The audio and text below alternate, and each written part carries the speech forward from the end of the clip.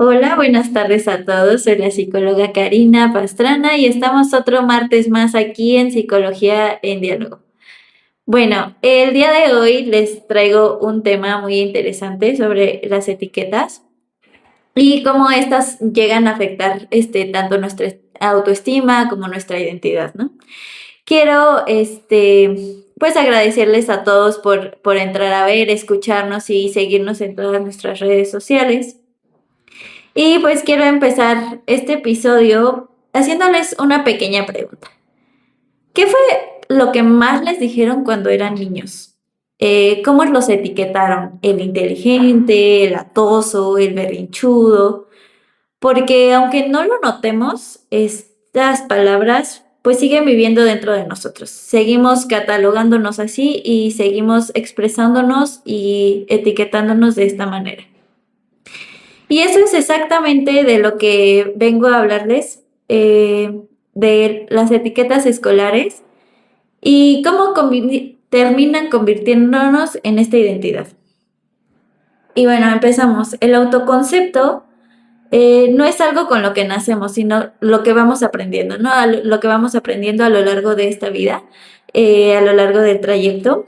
Y el niño pues no se define, no nace con esto, sino el niño se va definiendo por cómo nosotros lo vamos expresando, por lo que escucha, por lo que vive, por lo que él mismo interpreta, ¿no? Aquí el punto clave es que pues el adulto le puede decir algo momentáneo, algo del momento, porque las palabras a veces nos es fácil decirlas, pero no sabemos el peso que traen detrás, ¿no? No sabemos el cómo estas influyen y afectan en un autoconcepto que nosotros vamos creando. Y pues es algo que fácilmente se piensa y pues un niño no llega a tener estos filtros tan complejos, ¿no? Este niño pues no se cuestiona, no se pone a analizar críticamente lo que dice, simplemente lo absorbe. Aquí quiero explicarles algo muy importante que es cómo vamos atravesando de niños por diferentes etapas. Me gusta consultar este autor llamado Piaget, que nos va diciendo diferentes etapas. El niño de los 2 a los 7 años entra en una etapa, él la nombra preoperacional, y este niño aquí en esta etapa pues no distingue fácilmente entre su perspectiva y la de los otros. También, pues no analiza críticamente lo que los otros niños le dicen, lo que los padres le dicen, toda esta información.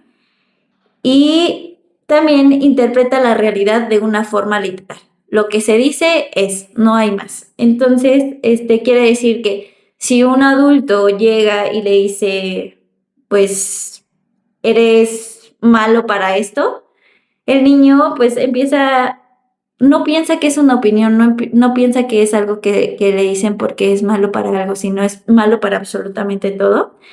Y piensa, pues esto es la verdad, no lo cuestiona, simplemente lo absorbe. Después llegan de 7 a 11 años, aquí llega otra etapa, y esta es una de las operaciones concretas, así la llama. Y aquí el niño empieza a pensar de una forma más lógica, pero no tan concreta, no tan abstracta, sino significa que le cuesta como cuestionar estas ideas complejas que se va teniendo. Sigue dependiendo mucho pues de la validación adulta, sigue dependiendo mucho de lo que le digan en el salón, de lo que le digan los padres. Y aquí tiende a tomar etiquetas como realidades estables. Si escucha constantemente el eres distraído, entonces empieza a formular todo y a organizar toda su identidad base a eso, ¿no? Empieza a decir, es que yo soy distraído. Comienza a hacer algo y ya se distrajo y dijo, es que soy así porque soy distraído. Ya no lo logramos sacar de esa cuestión porque él no lo piensa, él no lo razona, simplemente es soy distraído y así va a ser para todo. Aquí empieza, pues algo más importante, las operaciones formales ya empiezan a partir de los 11 años en adelante, va variando, pero aquí ya este adolescente, pues ya aparece el pensamiento más abstracto, ¿no? El adolescente ya se empieza a cuestionar, reflexiona sobre sí mismo y genera un pensamiento crítico. Pero si la etiqueta ya está instalada desde antes, no la cuestiona fácilmente, sino simplemente la sigue defendiendo, simplemente se sigue etiquetando de ese modo. Aquí un ejemplo es el yo soy malo para la escuela, ¿no? Y aunque le empiece a ir muy bien en la escuela, muy bien en calificaciones, tenga esa evidencia de que es lo contrario, él se sigue etiquetando como soy malo para la escuela. Entonces, si un adulto le dice, eres muy distraído, él pues, no piensa, simplemente dice, esto es una conducta que yo estoy teniendo y pues dice, así soy yo.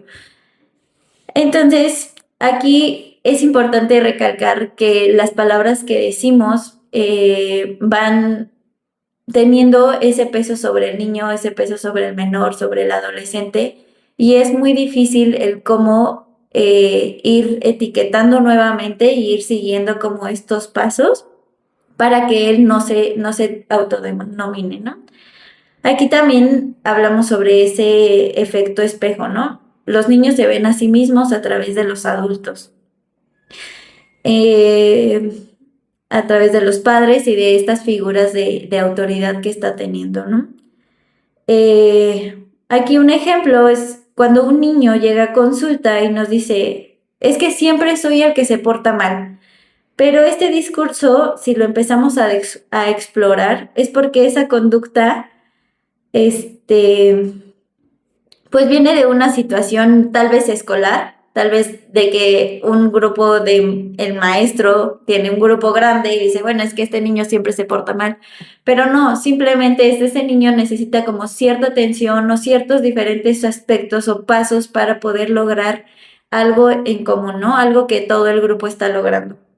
Hay niños, comprendemos que todos somos diferentes, que todos piensan de una forma diferente, que todos actúan de una forma diferente, entonces cada quien va a su propio ritmo. Esto también es importante decirlo, pues porque empezamos a catalogar y etiquetar como el flojo, el lento, el que no puede, y no es así, simplemente él tiene otra manera, otra vertiente de cómo hace las cosas.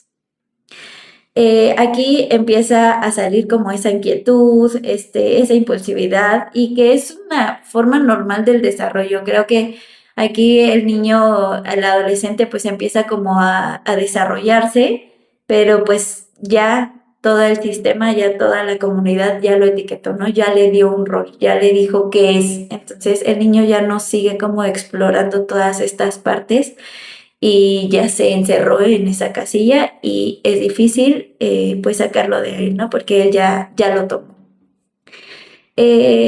Las etiquetas empiezan a surgir desde esta necesidad del adulto, ¿no? De simplificar las cosas. Como les mencionaba, el maestro nos dice, bueno, es que ese niño es el que está inquieto siempre. Pero hay una cuestión más profunda. También los padres, cuando no tienen tiempo, cuando no tienen como esta atención con el niño, pues empiezan como a organizar y a decir como, es que no puedes realizar esta cosa porque eres flojo. Me estás haciendo, no me quieres hacer la tarea porque eres flojo, sino hay una estructura detrás. Tenemos que comprender que los niños pues necesitan esta anticipación antes para poder hacer la tarea, tener tiempos estructurados para que pues él empiece a formular como diferentes herramientas para que él pueda realizar una acción, para que él pueda realizar en este momento la tarea o pueda realizar el ejercicio que le puso el maestro. Y simplemente el problema no es el origen, sino la repetición, sino el que constantemente le están diciendo lo que es. Y aquí viene algo muy importante, de la etiqueta a la identidad. Aquí la identidad es pues quiénes somos. No es algo fijo, no es algo con lo que ya nacemos, sino es algo que se va formando, que se va moldeando y se reafirma constantemente. Aquí incluye el cómo me veo, cómo creo que lo puedo hacer, qué es lo que creo que valgo. Y esto es, como les digo, altamente moldeable. Nosotros vamos viendo qué nos adapta, qué no, qué sí vamos tomando y qué no. Y esto depende de todas las figuras externas y se empieza a construir sin un filtro crítico, ¿no? Nosotros vamos formando esta identidad y pues aquí como todo, pues va por pasos. Primero el niño empieza a escuchar como esta etiqueta que le ponemos, después la repite internamente y actúa en conciencia o en coherencia a lo que lo estamos etiquetando. Después el entorno empieza a confirmar que efectivamente es lo que la etiqueta le pusimos y pues es un ciclo y se va repitiendo y requiere pues una intervención ya consciente, ¿no? ¿Cuál es el impacto de todo esto? ¿Qué es lo que va impactando en el niño? En primera, pues impacta su autoestima. El niño empieza a pues dejar de confiar en sí mismo, ya no tiene esa autoeficacia porque no cree que pueda lograrlo y pues una regulación emocional fuerte porque se empieza a frustrar de las cosas rápido. Eh, el niño comienza retomamos el ejemplo es que el niño es flojo, entonces aquí empieza a dejar de hacer cosas porque dice, es que soy flojo, ya no las hace, el padre empieza a regañarlo porque le empieza a decir, es que eres flojo, ya aquí estamos repitiendo constantemente y estamos reafirmando lo que ya lo habíamos etiquetado. Entonces el niño se empieza a frustrar porque dice, es que yo no puedo hacerlo, ¿por qué? Porque soy flojo. Entonces, por eso es que las etiquetas tienen mucho peso y mucho valor. También aquí quiero hablar de algo importante. A veces hay etiquetas positivas. ¿Qué son estas etiquetas positivas? Pues el decirle a un niño, eres el inteligente, ¿no? Eres el inteligente del grupo.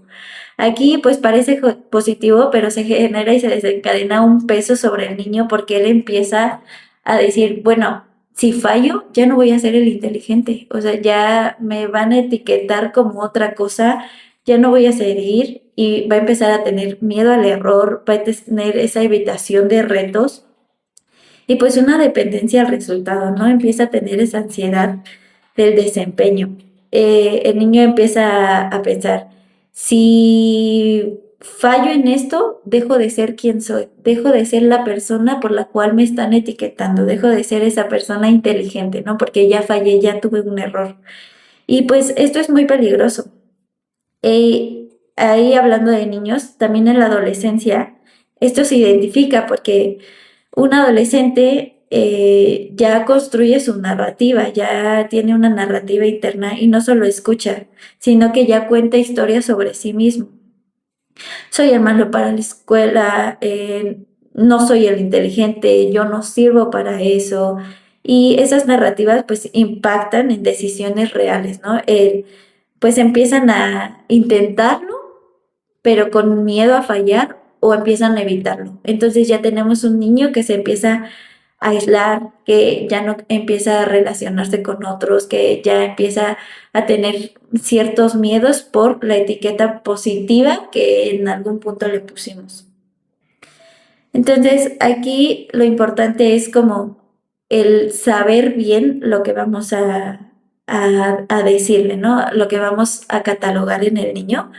Aquí hay una diferencia muy grande entre la etiqueta y la descripción de las cosas. Eh, Porque el entender que el impacto que tienen las etiquetas es muy importante, pero saber cómo intervenir es lo que realmente transforma, ¿no? Lo primero es pues dejar de definir y empezar a describir. Eso es lo que quiero que se quede como claro, que se quede esta idea porque no es lo mismo describir una conducta que definirla. Cuando decimos, hoy tu mochila, cuando decimos, eres desordenado, está desordenado, estamos etiquetando. Pero si nuestro discurso viene diferente y decimos, hoy tu mochila está desordenada, pues estamos ya catalogando y describiendo la acción que está haciendo, ¿no? Ya estamos teniendo un resultado de tu mochila está desordenada. Es algo que se puede hacer y ordenarlo. Tenemos como este rol de, de cambiar ese aspecto, ¿no? Eh, estamos hablando como de que la conducta puede cambiar y esto es fundamental para la identidad porque ya no lo estamos etiquetando, ya etiquetamos a la mochila que está desordenada, entonces eso puede tener un cambio y ya no estamos afectando al niño, sino lo estamos enseñando. El niño está aprendiendo a que la mochila tiene que estar ordenada. El segundo cambio es pues separar este error de la persona.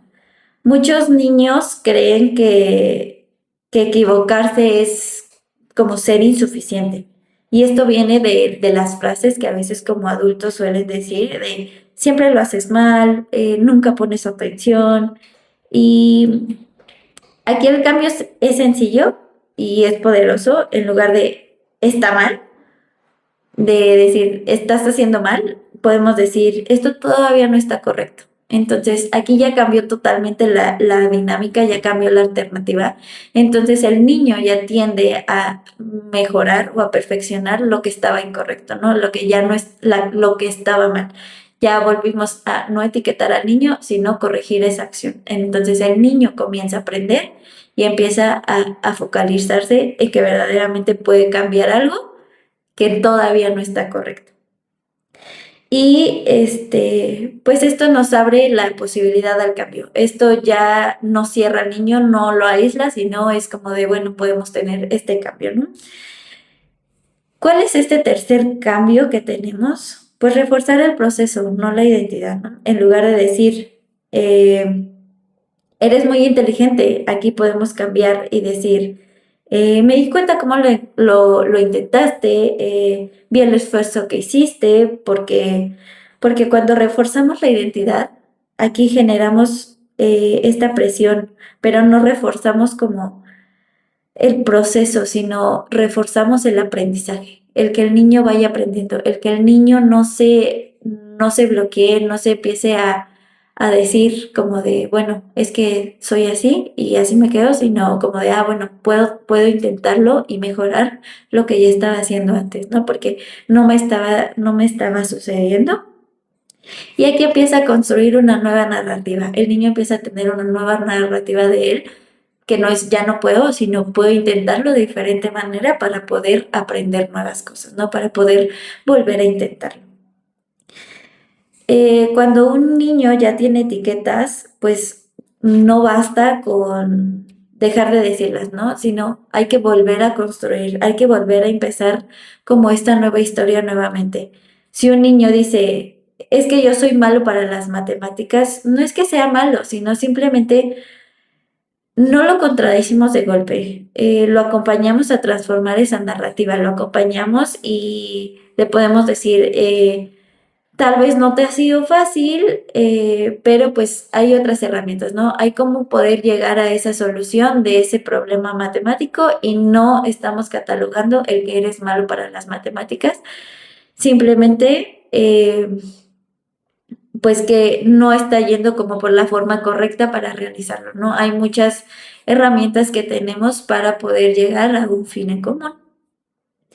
Y de esto, poco a poco, el niño, viendo que hay diferentes opciones, diferentes alternativas, empieza a dejar de ponerse como ese límite y empieza a verse desde la posibilidad, ¿no? Desde la posibilidad que tiene para hacer todo este cambio. Entonces, quiero retomar el que las palabras son muy fuertes, son muy importantes y que tenemos que tener cuidado con todo lo que les llegamos a decir a los niños. Yo sé que a veces como adultos nos es fácil etiquetar algo porque lo queremos como juntar o catalogar y porque nos es más fácil como explicarlo, pero no es así. Creo que eh, el empezar con las palabras diferentes, con tener una opción diferente, nos lleva a tener como un diferente panorama o una diferente visión de las cosas, porque tú como niño, al que te cataloguen como algo, ya no empiezas a explorar. Y entonces eso va teniendo repercusiones como adulto porque también ya te empiezas a cerrar a las cosas, ¿no? Ya dices como de, bueno, las cosas son así porque sí, pero no, las cosas tienen como diferentes vías, diferentes alternativas por las cuales, diferentes caminos por los cuales llegar a algo. Y pues la vez que corrijamos a un niño hay que pensar antes y hay que detenernos como de, bueno, ¿esto que voy a decir lo va a describir o va a describir lo que hizo o va a describir realmente lo que el niño es? Entonces hay que poner ese peso a las cosas que son. Si está teniendo problemas para eh, los exámenes, no es que el niño no sea inteligente, sino simplemente el niño no está sabiendo cómo estudiar. Entonces aquí vienen las herramientas para el saber cómo estudiar, sentarnos, ver en lo que se está atorando. Porque cuando un niño comienza a atorarse en ciertas cuestiones, ya no quiere seguir, el niño ya no quiere intentarlo más porque empieza a decir como de, ya no puedo, ya no, porque ya no soy inteligente, ya no soy bueno para esto, pero no. Entonces, ese discurso que el niño viene cargando nos viene afectando en que el niño siga haciendo lo que tenía que hacer. En la tarea ya se aísla y ya se empieza a frustrar, ya no empieza a querer ver otras alternativas. ¿Por qué? Porque ya se bloqueó, porque el niño ya trae cargando una etiqueta que nosotros le pusimos en algún punto, entonces ya no nos quiere hacer nada, se enoja, termina haciendo berrinche, termina ya no haciéndonos caso, termina ya no queriendo hacer la tarea, pero simplemente es porque el niño no está viendo que hay otras alternativas, ¿no? Que hay otras posibilidades para poder resolver ese problema, que hay otras cosas para poder seguir y poder terminar tu tarea. A veces hay diferentes herramientas que tenemos y que vamos utilizando. Cada niño, como les menciono, es diferente, todos van teniendo como diferentes cuestiones por las cuales les sirven a unos más que a otros, entonces hay que ir viendo. Creo que como padres conocemos a nuestros hijos y sabemos qué es lo que les ayuda y si nos cuesta, pues pedir esa ayudita, ¿no? Esa ayuda extra para saber cómo guiar al niño, cómo orientarlo a que el niño no se cierre, al que el niño no se aísle, al que el niño no nos empiece a tener miedos, sino a que el niño se empiece a aventurar, sino a que el niño empiece como a explorar estas cosas y esta parte de sí. Y eso nos va a beneficiar mucho porque el niño comienza a tener como estas herramientas y en su vida adulta pues empieza a tener, ya no empieza a tener tantos problemas, sino empieza a tener esa resolución de los conflictos. Entonces, pues ahora sí, el cómo reparar este daño. Bueno, ¿cómo empezamos a reparar el daño que ya les venimos generando a los niños? Y pues hay que empezar a nombrar distinto, ¿no? Como les dije, hay diferentes formas de cambiar la oración, hay que pensarlas antes de decirlas. Siempre es bueno, yo sé que cuando nos enojamos queremos soltar todo, pero es bueno respirar, es bueno ser conscientes de lo que está pasando y de ahí ya dar una frase o una oración que venga nombrando distinto lo que queremos decir, ¿no? No decirlo tan de golpe, no decirlo tan fuerte, sino ir retomando como estas partes y decir, no etiquetar al niño, sino etiquetar la acción. O sea, decir, esta acción está haciendo mal, esta acción no está teniendo el resultado que tiene que tener. Entonces, validamos obviamente las emociones, validamos lo que el niño está sintiendo en ese momento. A veces el niño se llega a enojar, se llega a frustrar y eso como adultos también nos llega a enojar y frustrar porque ya no sabemos cómo ayudarlo. Pero simplemente entendiendo lo que el niño está sintiendo, entendiendo esa emoción del niño, es como aquí vamos a intentar ayudarlo, ¿no? Reforzamos los procesos, como decimos, no decir, ay, eres muy inteligente, sino el decir como, bueno, lo estás haciendo muy bien, vas por un buen camino, ciertas cuestiones, ciertas oraciones que van cambiando. Y pues crear nuevas experiencias de éxito, el hacerles ver el ir por otra vía, el ir por otra alternativa los llegó a la solución. Entonces, esto va generando al niño confianza y va teniendo confianza sobre lo que está haciendo y ya va generando pues esas experiencias de éxito, ¿no? Porque ya logró tener esa tarea, ya logró concluir con ese examen, ya logró hacer cosas que antes no podía. Y pues construir esta narrativa que tenemos y pues aquí es importante saber que las etiquetas no es para destruir, no es para, sino simplemente nos describen y construyen. Y que cada palabra que decimos puede convertirse en esa voz interna que vamos teniendo. Cada palabra que nosotros expresamos como niño es para su futuro, es para que él vaya sintiéndose seguro, ¿no? Y aquí también quería comentarles, hay un efecto que se llama Pigmalión y es cuando las expectativas que una persona tiene sobre otra, ¿no? Aquí a veces las etiquetas vienen sobre eso y estas empiezan a influir como en el rendimiento y en el comportamiento, ¿no?